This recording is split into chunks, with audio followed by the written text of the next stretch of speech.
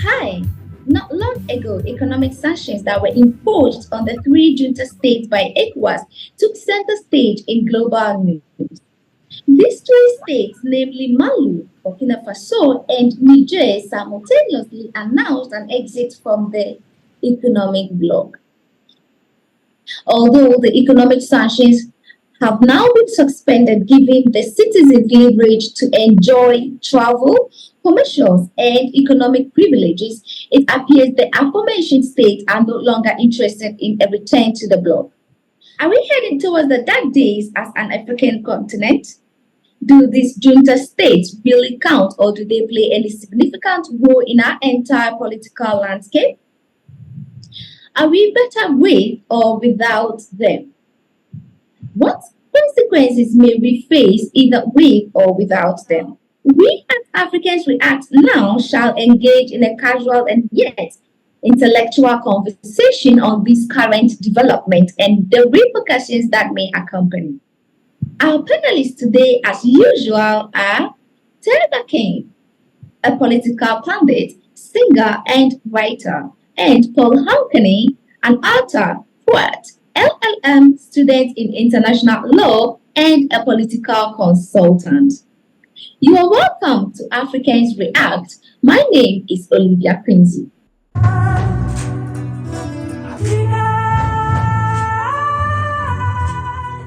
So, Paul, do you think we are heading towards our dark days as an African continent? Hi, Olivia. Hi, Tega. Hi there to our cherished listeners and viewers. Yes, I think we are heading towards a doomsday.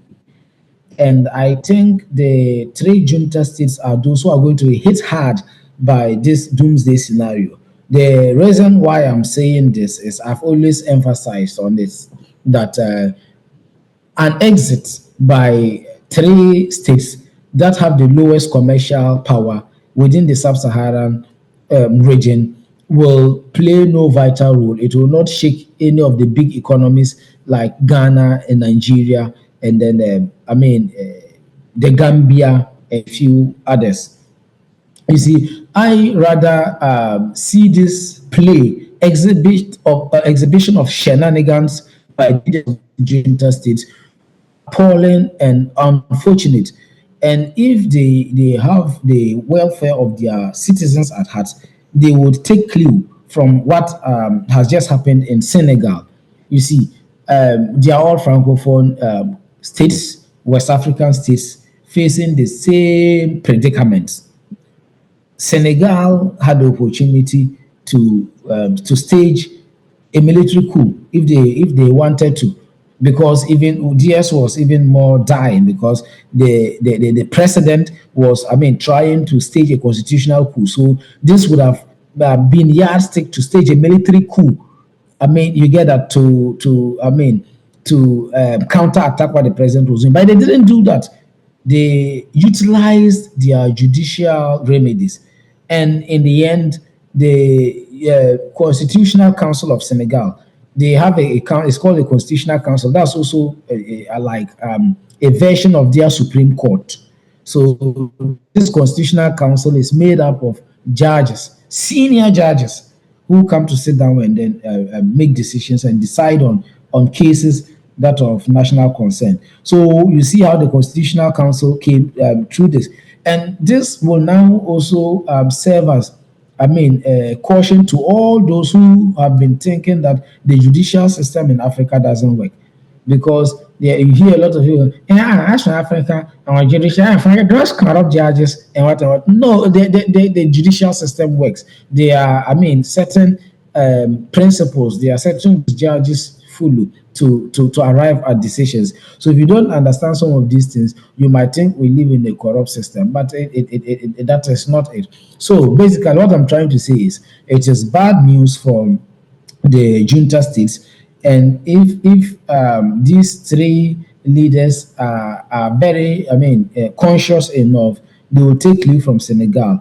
I think Basiru Diomaye Faye, the president of Senegal, should set his colleagues that they belong to, they are the same age bracket, they are contemporaries, So I'm sure they would understand in that regard. Because ECOWAS, as an economic entity, realized that these three junta states were suffering. They were, in fact, dying as a result of the sanctions imposed on them. And ECOWAS lifted these sanctions. And now you three are trying to call a bluff.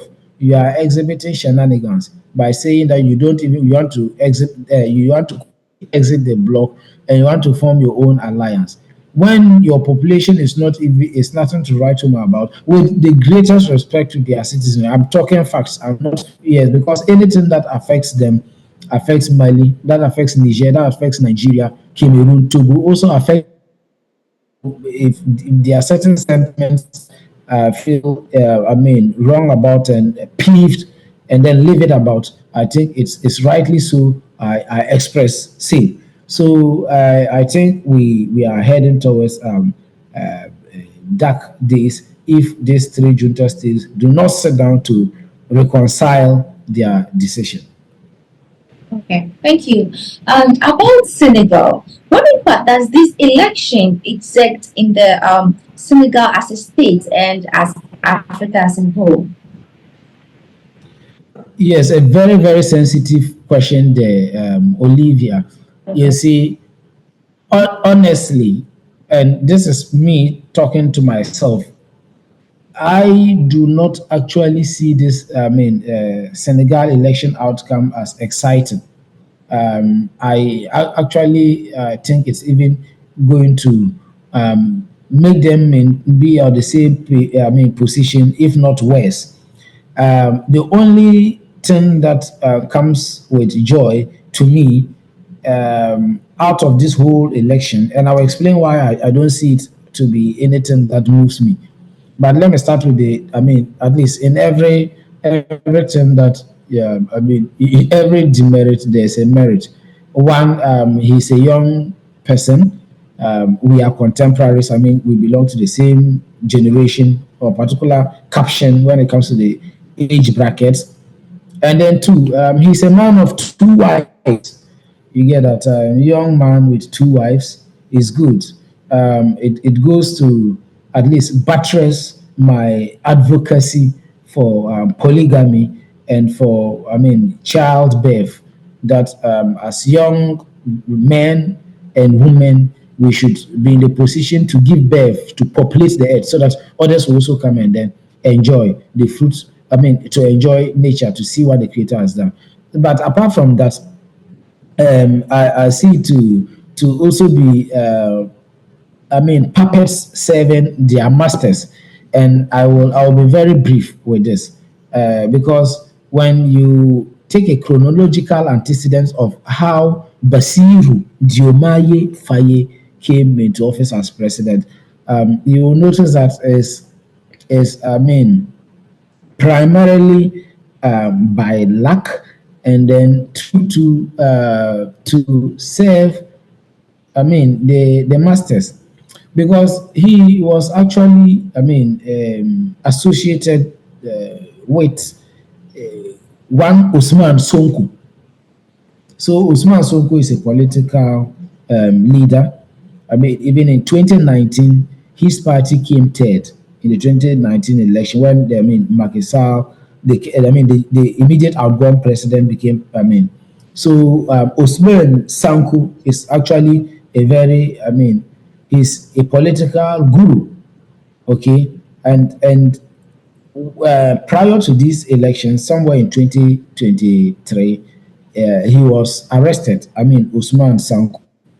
So Usman Sonko and the current outgoing president Macky Sall were just like NDC NPP, like the version of NDC NPP in Ghana. Okay, so where Macky Sall and Sonko, who was the opposition leader, arrested based on charges of rape and then defamation. So yes, I when to be put behind bars based on rape, I will understand that because rape is it's a criminal liability. It's an offense that is criminal in character. For defamation, that one is, I mean, it's a civil liability. It's a tort.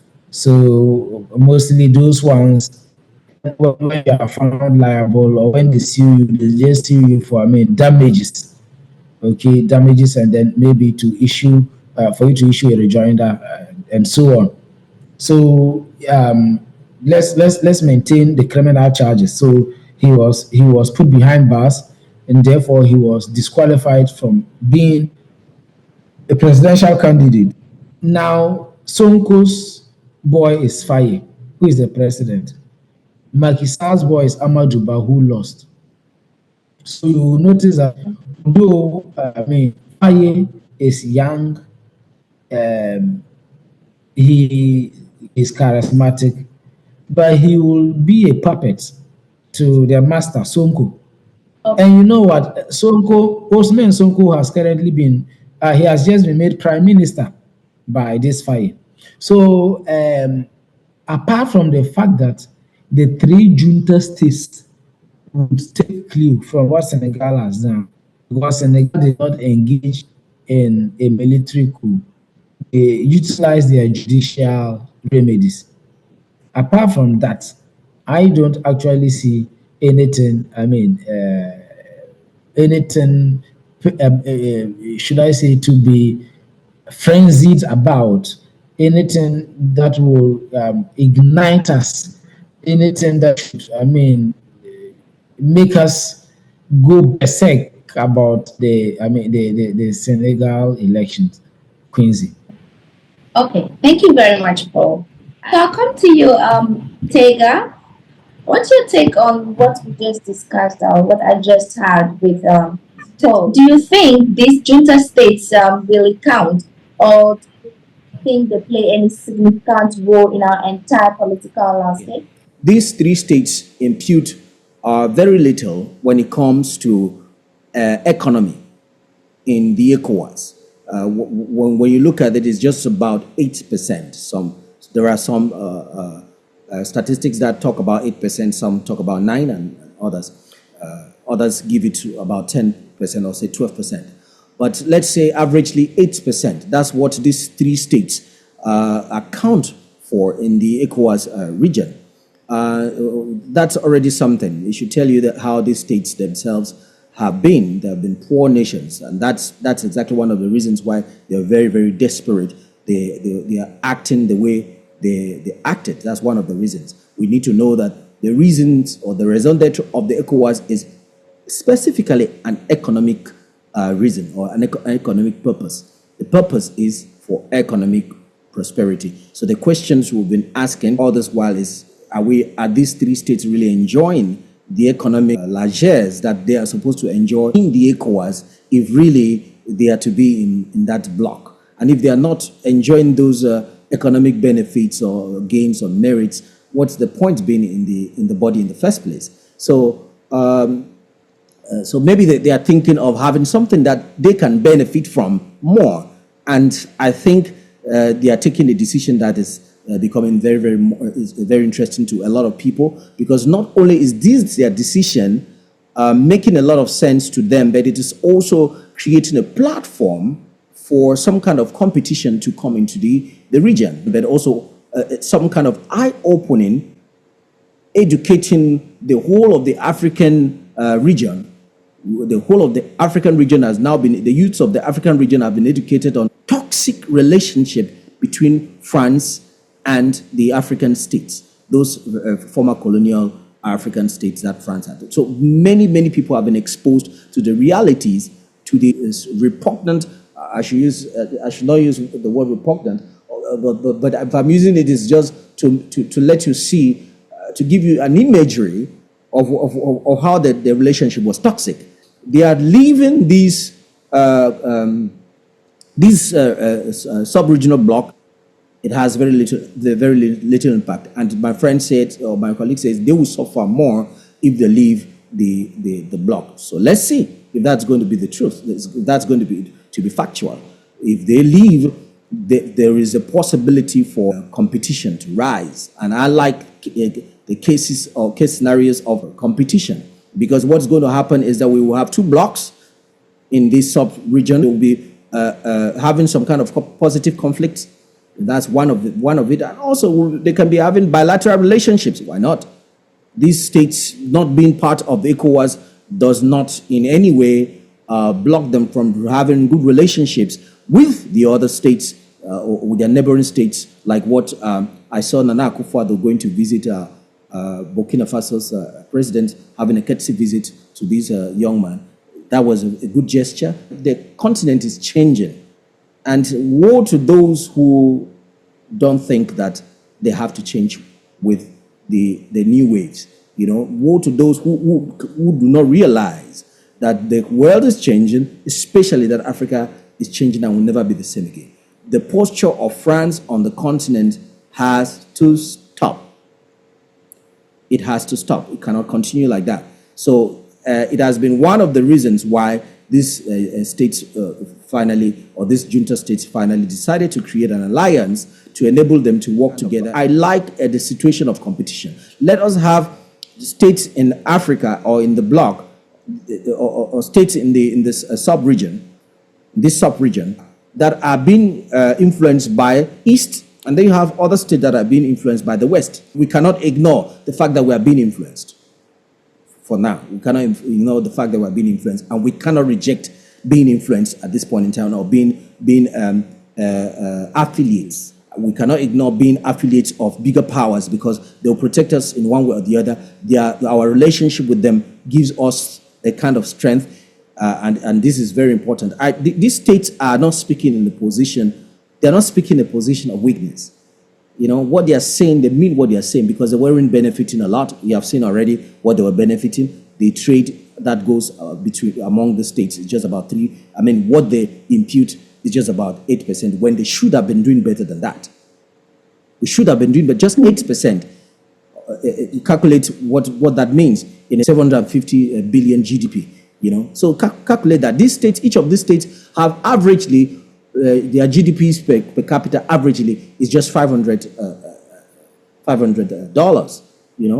So I think that it is an opportunity for the states to prove that not being in ECOWAS is better off than being in ECOWAS, because ECOWAS has been puppeted a lot, controlled by the West, dictated, it's influenced by the West. And Africans, especially the young Africans, are tired of seeing that kind of a trend.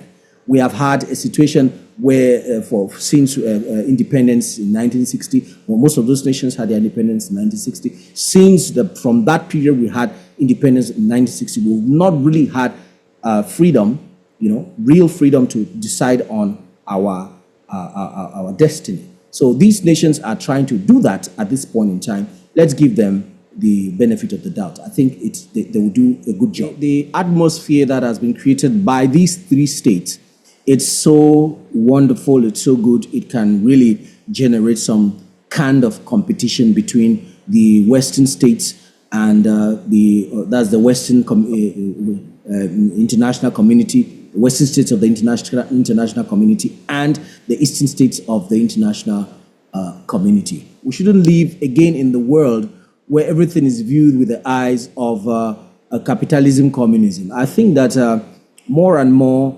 what communism represented in the world that has already been defeated in one way or the other. For those who do not have any clue of how communism was perceived in those days, communism was seen as a kind of an ideology that rejects God completely and wants to propagate the idea that there is no anything as an existing God. So they used to call it atheistic communism, and it was propagated more by the Soviet Union. After the fall of the Soviet Union, I think we shouldn't carry those kinds of rhetorics to try to deform or to defame or to distort or to try to push away collaborations between states like Russia that are, even at this point in time, we were speaking 85% Christians. In terms of percentage, 85%. Russia is a state that is about 85% Christian nation. So it is out of It will not be of good faith. It will not be of good intentions for anyone to try to show that a relationship between Russia and Africa is still a kind of a communist push into the world as it used to be. I don't believe that is the case. We can still have ideological undertones when aids are given. Every nation has some kind of every superpower has some kind of ideological undertone when they are giving their support to African nations or any nation for that matter. So there's always that. But we Africans, we have to create that atmosphere, and I'm seeing these Sahel states just doing just that. For example, the deals that France and other countries, the West, used to have in Burkina Faso, in Mali and Niger, some of those deals have been cancelled. And this is exactly what these new leaders in Senegal want to do as well. They want to cancel those old deals and contracts that they've had, all this while, which were what I would call racketeering kinds of deals that they were having, fraudulent deals that people had all this while with African states. I mean, companies, Western companies, come and sign deals with the state, and these deals benefits, the merits remain only within the elites of that state. They create an oligarch or an oligarchy. This oligarchy is the one that rules the state, and they use the military to molest or to control the state machinery in a very de facto way, and that creates a very poor atmosphere for democracy. This has been shown very clearly in recent events that have taken place in most of the states, including the one in Senegal, which we are going to discuss very soon. The party was banned. The party they call PASTEF, that is the party of Sanko and his friends. It was banned. I mean, literally, they banned the party, and they took the guys and put them in prison. They took the leaders and put in prison. What is that? It is to say that we are living in an atmosphere where we talk about democracy when it's actually not democracy. It's not democracy. It's a kind of it's a de facto. It's de facto completely. And this has been the situation in most of the African countries. ECOWAS is supposed to be a body that helps the various members to head towards economic prosperity. The question is, where is the economic prosperity? Which of the states can you see can say they benefited so well, so much that they have been able to increase their GDP thanks to ECOWAS? Which of those states? Let's face it. Which of the states? If percentage of trade is just 8%, these three nations, just 8%, and you can see those nations how miserable they are. In fact, it is their misery. You see the difference between the Gulf states and African states when the West is dealing with them is that the West deals with these Gulf states in a certain footing which gives them opportunity to prosper. So some of those Gulf states have no reason to come to a level where they begin to have coup d'etats and all of that. You get the point, because there's some level of economic prosperity that takes place, like in Saudi Arabia, like they call it what, United Arab Emirates, and all in Bahrain. I mean, look at a state like Bahrain with all the wealth that they've got. The America can decide and control them the way they control Africa. But they don't do that. So why not leave the African states also with some level of prosperity? If that was the case, we wouldn't have the problems that we're having. We're not going to have problems if the relationships are good economic relationships. We're not going to have problems if the relationships are good economic-wise. The only problem has been that our economic relationships or economic relationships have not been good ones, because there's an excessive exploitation. There is very little that can be done. The whole setup, most of the states have not yet left the colonial setup, that was set up as a colonial machinery in the olden days before the 60s, where we had the independence, has not been dismantled. Most of the states have not yet dismantled their colonial setup. So that colonial machinery still remains. You see it. So this gives makes the democracy we are talking about practically impossible to really bear fruits. I mean, democratic fruits. We're talking about democracy in a democracy that bears what? When we say the beacon of democracy in West Africa, and we're pointing at Senegal, do you know their GDP? With all the minerals and their resources, do you know their GDP per capita? $1,500. Is that any money? The poorest country in Europe, like Ukraine and the rest, they have a GDP of about $3,500. These are the poorest nations. The Maldives and the rest, those nations in Europe. $5,000 and the rest. And Senegal, GDP per capita, $1,500. You know, so what the state machinery based on colonialism has produced as economic profits, as social development, and many other things have not been anything good to write home about. There's not been anything good to write home. Okay. So you think we will not, or we may not face any consequences either with or without these three states? Oh, very little.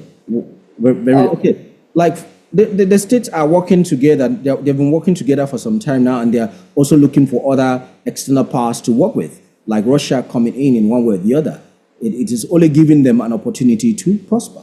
That's not giving them, it is whether with or without them, the Ecowas can still remain the way it was, into whether they will develop more. But I think that Ecowas can benefit if we have a positive competition between these three Sahel states, and more states may join later, because there will be some states that will come up to join. Let me tell you, like I said, Africa is changing.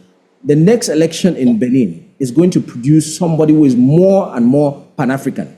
The next election in Togo, they are going to produce more and more people who are Pan-African. And you may be surprised that they'll tilt towards this new narrative of African liberation, and also liberating themselves from the economic shackles we've been in for since God knows when. We can be trajecting towards something really, really good in the years ahead. For me, I look at the optics being very good, except if the West wants to create unnecessary chaos. If the West wants to create unnecessary chaos or trouble, or as they've been doing, their political shenanigans are so filthy, they are so dirty. We know them, we see them on a daily basis. They like to divide and rule. That has always been the case. Of course, all political powers or superpowers, they do that. It's not only the West. So even if the East comes, they will do the same thing. There's nothing different that is in the political arena. In the political game, it's all dirty, it's all filthy. But what makes it special and what makes it grow, what makes it stable, what gives sustainability is if we can insert ethics, if we can insert principles, and we can work based on those principles that we have inserted. And if those principles are good principles, because you are bad principles, if the principles are principles for development, if the principles are principles for interconnection, if the principles are principles for prosperity, if the principles are principles for inclusiveness, so then that will definitely make the political stances of those nations to grow. If you let more people climb up to the middle class, what you have done is that you have developed your country one way or the other. But if you let as many people as possible throw the poverty line, be in the poverty line, and remain down there for a very long time, or be in the poverty spectrum for a very long time, and then a huge group of people, about 70% of Africans are poor people. To cut that long story short of whether these countries with or without, you are very right, with or without, the two blocks will move forward. And for me, I think the optics are just they're all good on both sides. Okay, what impact does this election exists in Senegal as a state and Africa as a whole. Paul just spoke about this, and I would like you to take your part on it. Yeah, I was a little worried about. I was a little worried about the fact that Paul is looking at these elections as a way to say that really we have democracy on the continent. You know, if you need to look at the history of Senegal very well for you to see the trajectory for them to arrive where they are. Senegal was a kind of a proxy. In actual fact, Senegal has always been like a satellite state of France, ruled by France, and in many ways.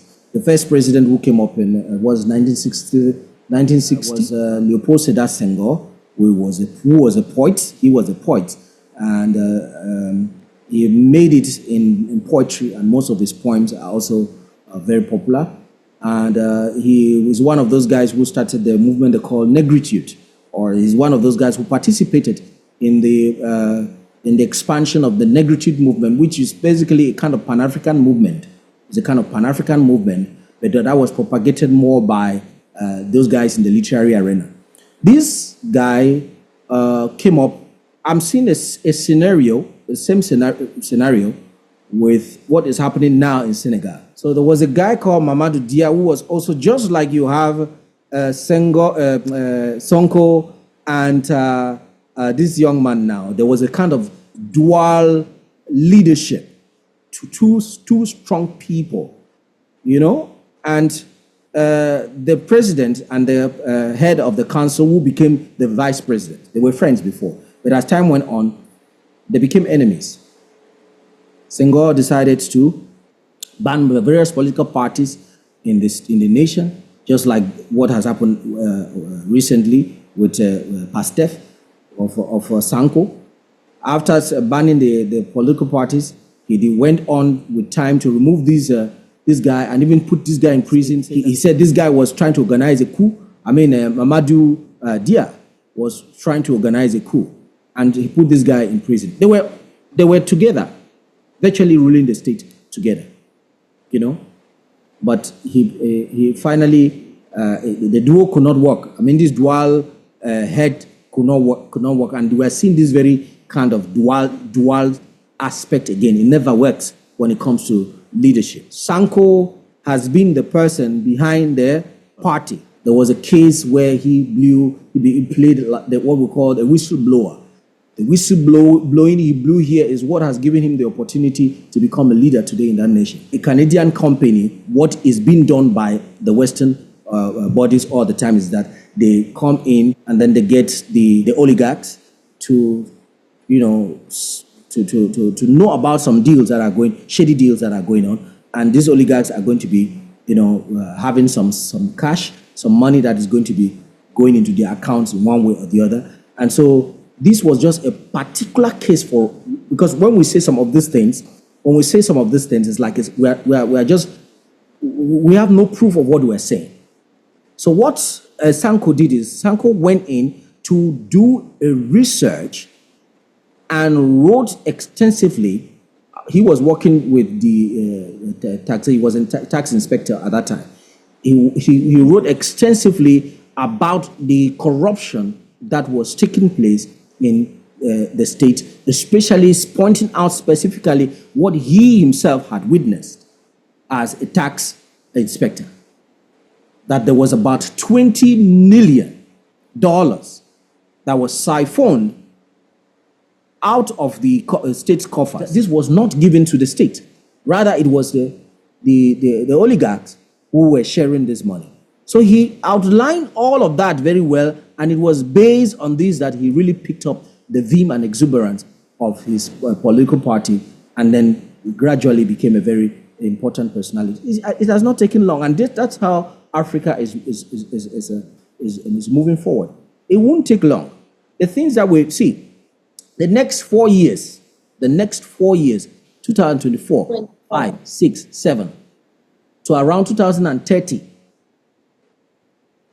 the things we will witness will be more than the things we've witnessed for 200 years, for the past 200 years. because the kinds of development and the kinds of technologies we're having, we've entered the fifth revolution. When the fourth revolution just, we're in the fourth revolution. We have not even like closed the fourth revolution. We have now entered the fifth revolution, which is filled with the cryptocurrency and AI. You know, so that's what I'm saying. Taking a posture that is the same like it was, say, even 10 years ago, you are obsolete. You are staying in a dark world. You know, very, very delicate. The world is moving forward. The social media has made it in such a way that any details can be look. Based on the social media, these guys have become presidents in Senegal. Based on social media, it was based on the social media and some of the investigation these guys was doing and all of that, and he came up on TV. In those days, you can make a speech on TV and they don't pass it on the national television. It wouldn't have the impact. But today, it's not the same thing. Do you get the point? It's not the same thing. The social media has made it in such a way that your message you are saying you are passing out even in your room can reach many people in the nation, and that is what this guy used extensively, you know, to be able to make good campaigns and gain a lot of members, especially the young people. The young people have seen clearly that their nation was not prospering because you had the West holding tight. Look at this Canadian company, for example. That's just one example of the corruption that it has been exposed in the nation. And this is what goes on with most of the African states. The corruption is, I said, so filthy. It's so filthy. The racketeering in the political setup is so intense, so much so that there is no way a nation like that can prosper. There is no way a nation like that can grow and become a real they say one of the giants of democracy. Giant of democracy with what level of growth? Economic growth. So what are the gains of democracy? What has democracy given to us? What shall we say? Okay, this is really good. Democracy is very good. Can we say democracy is very good with an economic like that in Senegal? The nation is a we can try to classify it, use it in any way. I mean, we're talking about a democracy that nearly every leader who comes up, people must die. What is that? For this leader to take over, 30 people have died. Why? It wasn't necessary. It wasn't necessary at all. Your term of office, African leaders must know that even when they lead very well, when their term comes to a close, they have to close the chapter. They don't own the nation. They're just one of the members of that or citizens of the nation. If your term has come to a close, close it.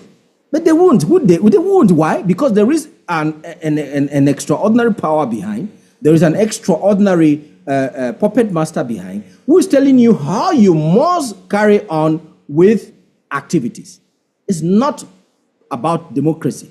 It's about showing traces or showing that you are leading democratically. But when the real story is completely different thing. The elections that have taken place in Senegal and the result of that election, which have just given us a very interesting lesson about the relationship France has with these former colonial states. For the leaders who always come up as presidents of those states, do not waste your time trying to play the old game of being a protege of the proxy France or the West. Do not waste your time. You will end up poorly. That's number one lesson. The second lesson is that one of the things which those who want to be leaders have to look into very clearly is that they have to articulate their stances against colonialism and imperialism clearly. They should not play, don't try to play in between. You will not end up well. You're not going to end up well if you play that game. The time to play that game is over. It used to work. It is not going to work any longer. So be very careful. Know the times. The times have changed. Those who understand the times and work based on the signal of the times or the indicators of the times, they will do well. When the representative of Mali, Burkina Faso, Niger, and Guinea were introduced by Bassirou during his induction speech, if you've watched that video, there was an atmosphere of, how will I call it, of gaiety. There was an atmosphere of gaiety of the people who were inside the hall, cheering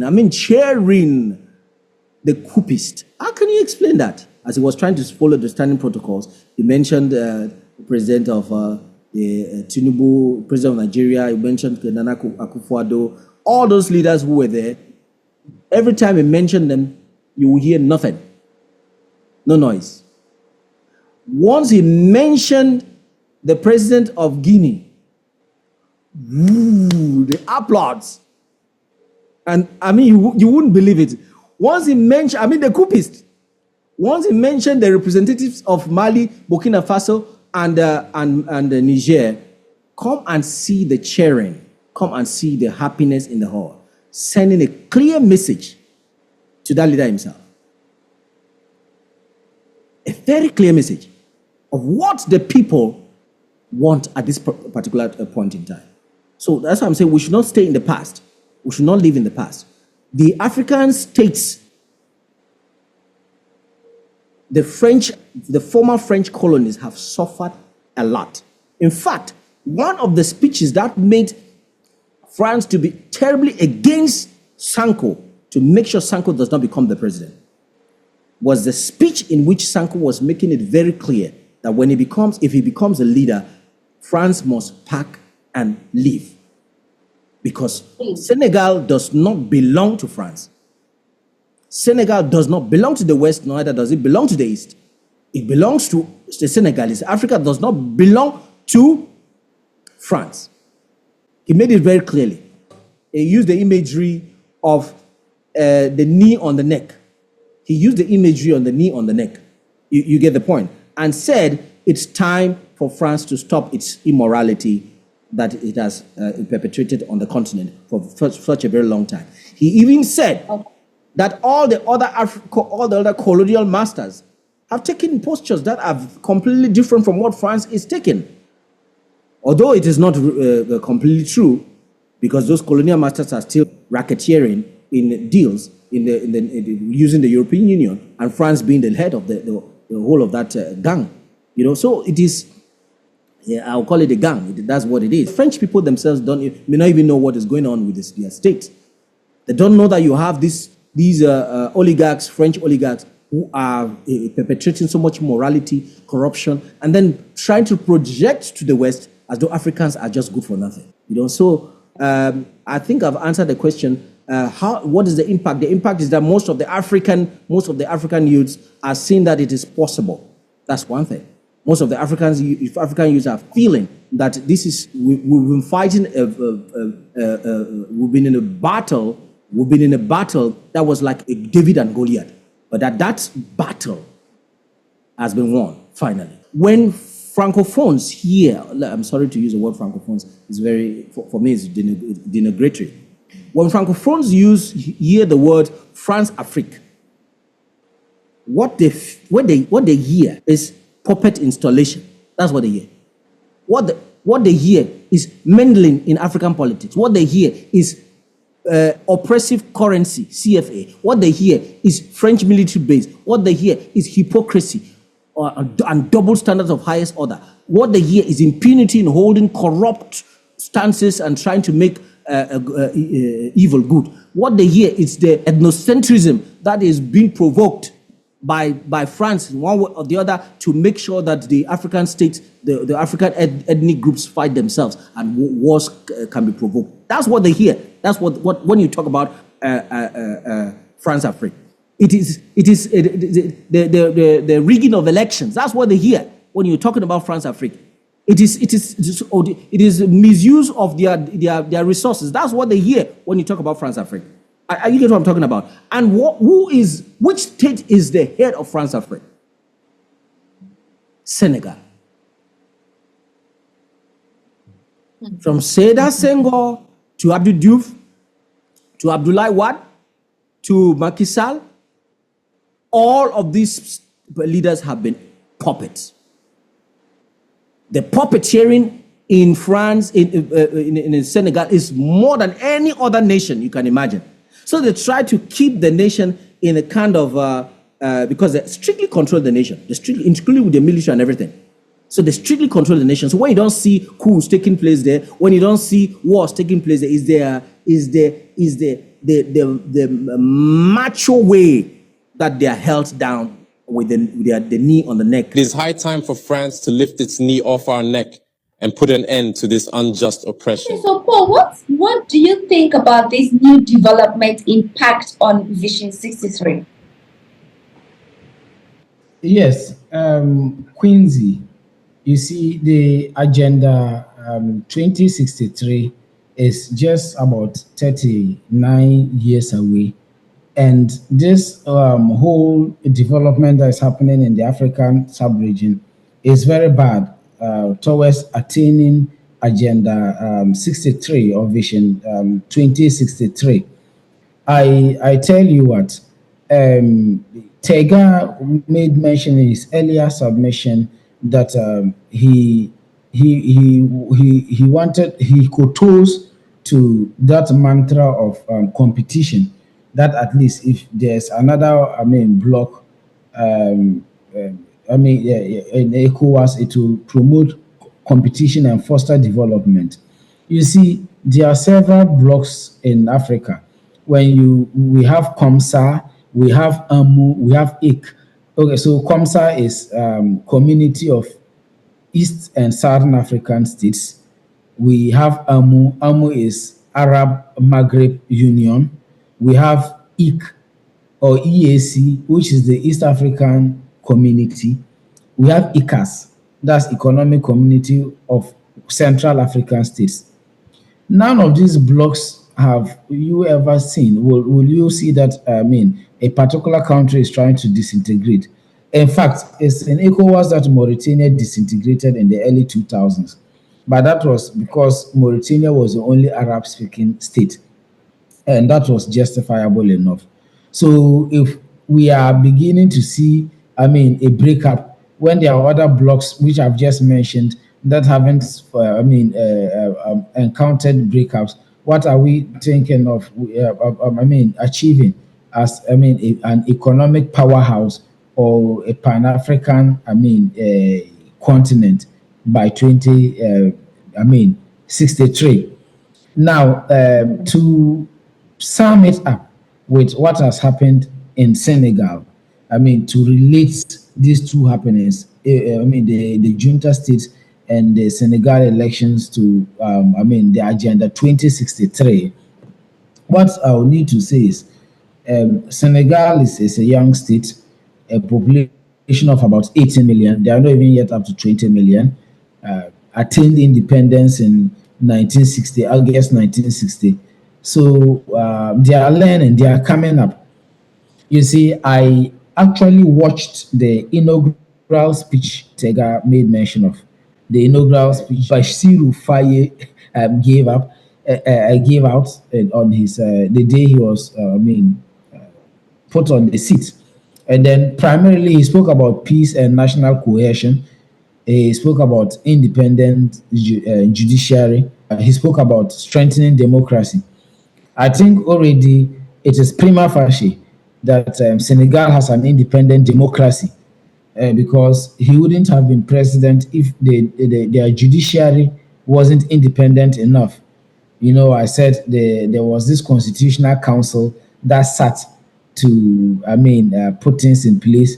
And in fact, on the 6th of March, the day we were celebrating our Independence Day celebration, was the day this constitutional council, which is made up of, senior judges, sat and then ruled that an election should take place, which election took place on the 24th of March, which resulted in our friend, Bashiru Diamaye Faye, getting yes, getting 54.2% of the votes. So I think, I mean, there's already an independent judiciary up there. Again, in talking about France leaving, I mean, and even prior to this, his inaugural speech, he has been talking of wanting France out of the geopolitical landscape. You see, we have to always remember that in detaching from things, whatever it is, whether from your mother, whether from an addiction, be it food or anything you're addicted to, you have to win. It has to be a winning of process. It doesn't have to be once. If it is once, you will experience a withdrawal or what we call withdrawal syndrome or withdrawal symptom. So yes, France has played, a very vital role in these countries, but you can't just cut them off immediately. It has to be a winning process. You get that? Until we are able to notice and realize and appreciate that it is a winning process, we are not going to get anywhere. We are always going to, experience resistance. You get that? So the junta states should learn from Senegal because they have seen what Senegal has done. Senegal has been able to get a president from, the power of the votes. So if the junta states are able to learn from them, it will help. And you see, finally, Tega also made mention that it may not affect the junta states if they exit the bloc. I said in our previous discussion that these states are landlocked states. Niger, Burkina Faso, Mali, they don't have a sea. So when they are to receive their shipments, they depend on us, predominantly Ghana and Togo. Now they want to exit. Ghana and Togo, we are still part of ECOWAS. What do? You see the sanctions they will face. So it is going to be dire to them. So to conclude with Olivier and Tega, I think that I always say that there's a saying that the grass is always greener at the other side. We may be thinking, and if I'm talking of we may be thinking, I'm referring to the junta states and Senegal also now coming up. That if we take France out of us completely, things will be good. But you never know what will happen. The same thing happened to Libya when they thought that they could do well without their leader Muammar Gaddafi, and to which he was eliminated. You see what has happened. Libya is now a failed state. So sometimes we have to be meticulous in some of these things. I am an advocate for democracy. I'm an advocate for development, but in things like this, we have to always think ahead. It's not just like seeing things from the surface. Well, you have to think outside the box. Otherwise, in jeopardy. So that's basically what I would have to conclude with. So, Tega, about the Vision 63, what has the new development of our continent impacted on it? I already said that for me, I look at the optics to be really, really good. There's a lot of possibility that there will be positive competition. My colleague says that the fact that we have various blocks in the state, on the continent, or in this region, that's the African region, and you have various blocks in the various sub-regions, and that these states should rather be coming together rather than parting ways. Disintegrating, yes. Disintegrating. That's quite true. That's quite okay, but we can only really be together if we are growing together. We cannot have some nations that are growing and others are not growing. I mean that the coming together, if we say we're having a vision or we're having an agenda, we should see that agenda pushing us towards a vision. You get the point. The vision is that we should prosper together. The African nations have to prosper together. It won't be that there are some nations that are doing well and others are not doing well. The smaller nations that are around us have to be taken into consideration. Nations that we know have very little mineral resources or mineral deposits that are in difficulties, we have to be looking at that. And some of those nations we even thought had very little mineral deposits, like the Nigers, the Chad, and the rest that have remained perpetually, I mean like in perpetuity, poor, you know. Sometimes poverty, the name Chad, the name Niger, those names were synonymous to poverty.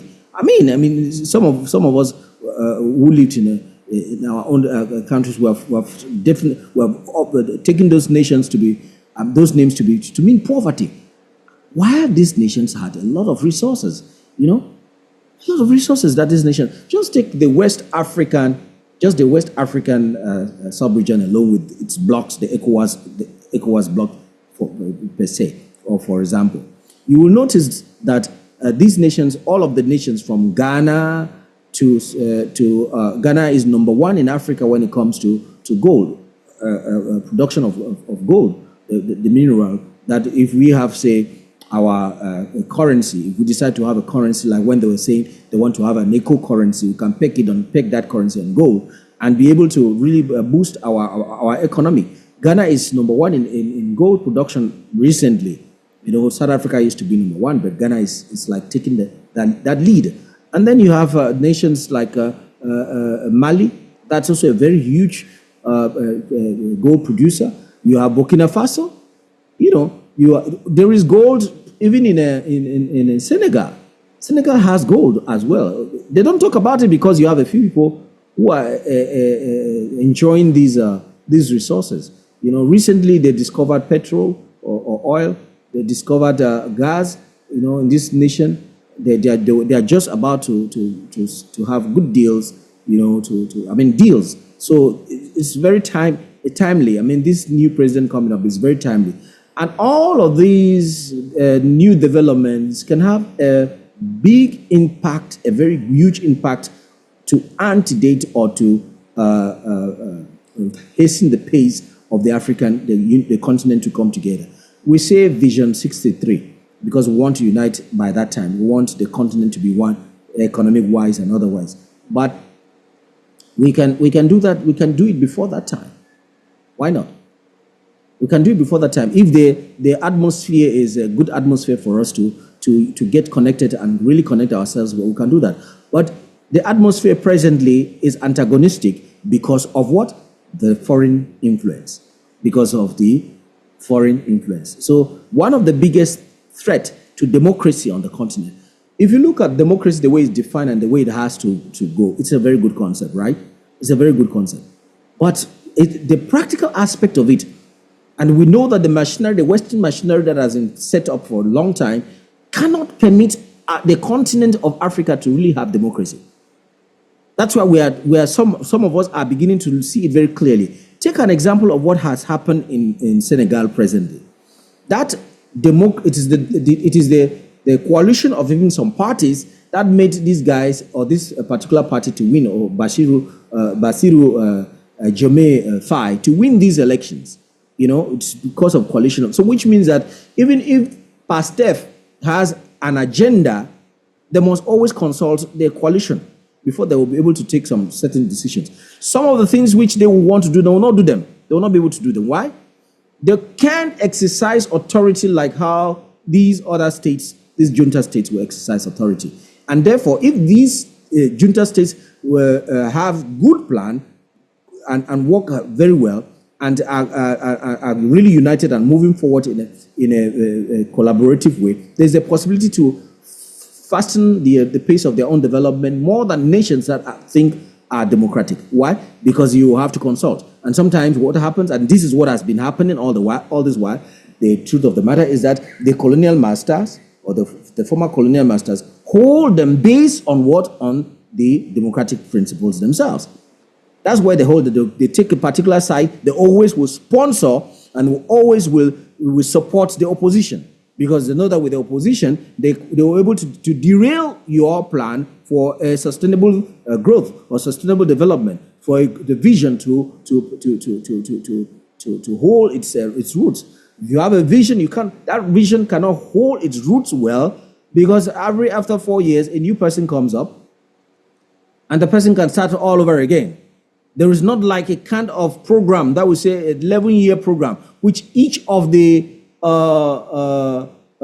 political parties must insist to develop that program without trying to halt the program in one way or the other, or without creating any loopholes along the way with the program, or stopping or halting that program. We've seen even in Ghana here where people start a project, parties start a project like the housing project that was started, and then a new party comes up, a new head of a different party comes up, and they decide to abandon the project. We've seen roads abandoned, we've seen houses abandoned, we've seen situations like that, and it happens like that all over. Because of what? Because of the system. We set up a system that may not be very, very beneficial for us, except for the fact that it is enabling peaceful elections, one person coming up, and then the other person becomes president. This party leads like that, and then we think we are growing. Sometimes we need to look at the whole system again. The democratic machinery, is it? Can we really detail down the benefits of democracy and see how much it has benefited us? Now look at the poor nations that were in Asia, like Korea. In the 60s, Korea was as broke as you had Africans. Even Japan, China. Most of these Asiatic countries, Singapore, Malaysia, they were in the 60s just of the same GDP and GDP per capita like us. Nations like Korea were basically very poor, indebted countries. But what has happened? How has their democracy helped to bring them to the level? What kind of strategy they employed when it came to democracy?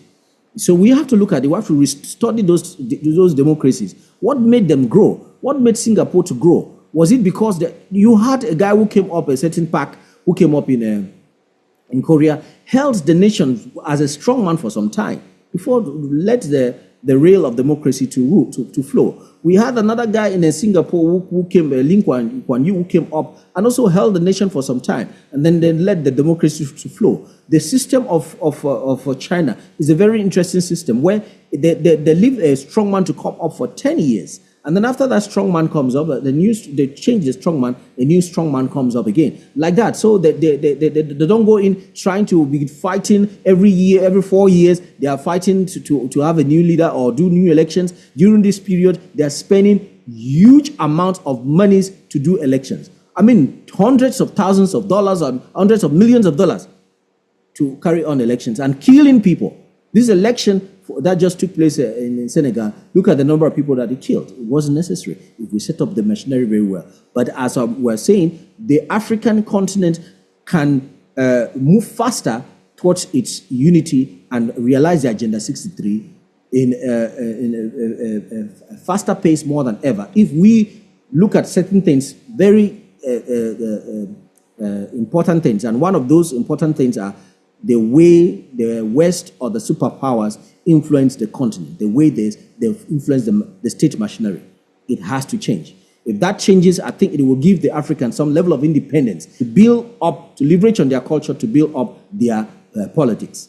You get the point? This is very important, and that has been very effective in other parts of the world. It's the culture of the East that most of these nations used to build their political class, or to build their political setup before they could have the kind of democracy that they have. So we should also learn from that. We are at a disadvantage because we have so many states. Unlike some of those countries, China is just one state. You look at India is just one state, but they have almost the same population that we have. So our problem has been this small states. How do we do this? How do we make sure that these states move forward? That's why things like Ecowas were important. So people thought a nation, a bloc like Ecowas can come up and help the continent to move forward, because if they were strong, I said that Ghana is one of the largest producer of gold, and all those other countries, they are producers of gold on this side of the continent. And then you have uranium that is being produced. The fourth producer of uranium in the world, the whole world, is Niger. So we could leverage on some of the resources that we have, and be able to push the economic forward in such a way that we can we can sit on the table and at the international community and dictate and speak in the position of strength. Speak in the position of strength, because that is the problem. The West and the international community don't understand any language out of strength. If you can't speak in the position of strength, they don't consider you to be anything. Look at how long it has taken us to move to it and become a G20 continent. I mean, taking us to put us in the G20. Nigeria should have been there as an economic strong economic hub for the continent. The people who will really make the Agenda 63 move forward faster are the younger generations. This particular generation of leaders who are popping up now is very important. That is why in Ghana here, I'm really praying that Bediako can become a force to reckon with, so that we'll have these young leaders all around the continent, and they can be able to influence the continent towards a new way of looking at things. You know, many of the leaders who do not even know very well who have very little idea about the fifth industrial revolution, you know, they don't know where the world is heading towards. I can bet you they don't know where the world is heading towards. So we need these dynamic leaders, young leaders coming up now who can understand where the world is going to, where the world is gearing towards, and therefore they can be able to take policies, you know, with their young counterparts. They can be able to adopt policies and not old policies that will only bring them backward. You know, a nation like Cameroon is doomed. I mean, it's just doomed to fail if they keep on having such a leader in power. You know, how can a president, a 92-year-old person, be able to give any lead well? It's not possible in the world, in the fifth industrial revolution. It's not going to be possible. There's not going to be anything good coming from even people like Mahama. They are too old to lead Ghana. If you look at the trajectory of the world, even people like Mahama, they are too old to lead Ghana. People like Tinubu should not be voted again at all. Even the people like Obi in Nigeria should not be voted. They should have a younger person coming up so that we can be able to plan and traject well towards the Agenda 63. Thank you so much, Tega. And the dichotomous views we've had between Tega and Paul has made this debate edifying. I hope we all have learned something from this discussion. Please like, share, and subscribe to our channel for more educative discussions like this. Once again, my name is Olivia Creasy, and you're being on Africans React. Thank you for joining us today, and see you next time. Bye. It's caught in the crossfire.